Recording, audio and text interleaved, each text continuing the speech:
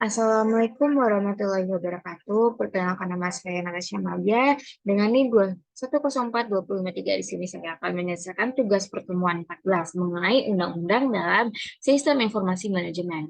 Yang mana ada UU ITE atau Undang-Undang Informasi Transaksi Elektronik. UU ini mengenai ketentuan yang berlaku untuk setiap orang yang melakukan perbuatan hukum sebagaimana diatur dalam undang-undang ini, baik yang ada berada di wilayah hukum Indonesia maupun di luar wilayah hukum Indonesia yang memiliki akibat hukum di wilayah Indonesia dan atau di luar wilayah hukum Indonesia dan merugikan kepentingan Indonesia. Yang dibahas dalam UU ini adalah transaksi elektronik, yang mana ini adalah merupakan perbuatan hukum yang dilakukan dengan menggunakan komputer jaringan atau media elektronik lainnya. Selanjutnya ada teknologi informasi, yang mana suatu teknik untuk mengumpulkan, menyiapkan, menyimpan, memproses, mengumumkan, menganalisis, dan atau menyebarkan informasi. Yang ketiga ada penyelenggaraan sistem elektronik, yang mana ini pemanfaatan sistem elektronik oleh penyelenggaraan negara, orang, badan usaha, dan atau masyarakat. Dan masih banyak yang dibahas dalam UU ini.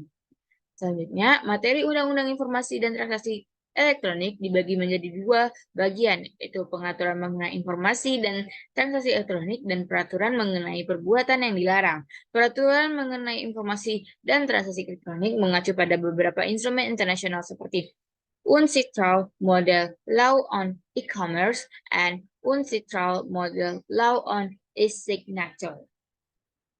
Selanjutnya yang diatur di dalam UU ini adalah pertama, pengakuan informasi atau dokumen elektronik sebagai alat bukti hukum yang sah. Kedua, tanda tangan elektronik. Ketiga, penyelenggaraan sertifikasi elektronik. Yang keempat, penyelenggaraan sistem elektronik. Selanjutnya yang dilarang di dalam UU ini adalah pertama, konten ilegal yang terdiri dari antara lain kesusilaan, penjudian, penghinaan, pencemaran nama baik, dan pengancaman dan pemerasan. Yang mana di sini sudah tercantum beberapa pasal yang membahas UU tersebut. Yang kedua ada akses ilegal, yaitu pasal 30. Yang ketiga ada intersepsi ilegal. Dan yang keempat ada gangguan terhadap data, yang mana ini data interference, terdapat dalam pasal 32 UU ITE. Yang kelima, ada gangguan terhadap sistem. Dan juga yang keenam, penyalahgunaan alat dan perangkat atau misuse of device yang ada di dalam pasal 34 UU ITE. Selanjutnya, hal-hal yang diatur di UU ITE secara garis besar itu tanda tangan elektronik memiliki kekuatan hukum yang sama dengan tanda tangan konvensional sesuai dengan E-Ancient Framework with Guidelines. Yang ini pengakuan tanda tangan digital lintas batas. Yang kedua, ada alat bukti elektronik diakui seperti alat bukti lainnya yang diatur dalam KUHP. Selanjutnya ada UU ITE. Berlaku untuk setiap orang yang melakukan perbuatan hukum, baik yang berada di wilayah Indonesia maupun di luar Indonesia, yang memiliki akibat hukum di Indonesia. Selanjutnya ada UU KIP, Undang-Undang Keterbukaan Informasi Publik. Undang-Undang Nomor 14 Tahun 2008 tentang Keterbukaan Informasi Publik adalah salah satu produk hukum Indonesia yang dikeluarkan dalam tahun 2008 dan diundangkan pada tanggal 30 April 2008 dan mulai berlaku 2 tahun setelah diundangkan. Undang-undang yang terdiri dari 64 pasal ini pada intinya memberikan kewajiban kepada setiap badan publik untuk membuka akses bagi setiap pemohon informasi publik untuk mendapatkan informasi publik, kecuali beberapa informasi tertentu.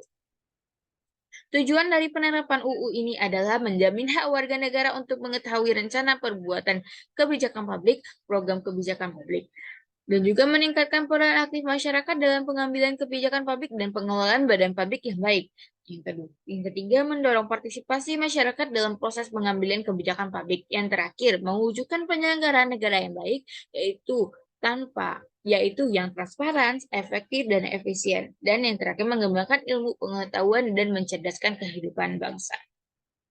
Informasi yang dikecualikan dalam Undang-Undang KIP ini adalah informasi publik yang apabila dibuka dan diberikan kepada pemohon informasi publik dapat menghambat proses penegakan hukum.